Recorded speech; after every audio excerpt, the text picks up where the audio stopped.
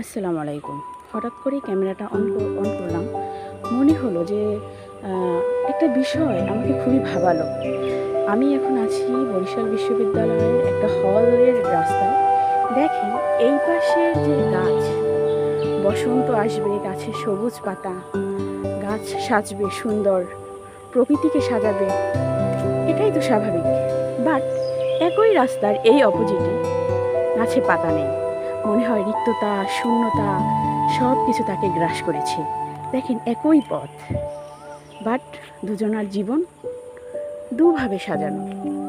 তাহলে আপনি একটা মানুষের সাথে থাকলেই এবং ওই মানুষটা ভালো থাকলেই, তাহলে ওই মানুষটা ভালো থাকলেই যে আপনিও ভালো থাকবেন তার আসলেই কোনো মানে নেই। জীবন জীবনে নিজে ভালো থাকাটা সব থেকে বেশি জরুরি।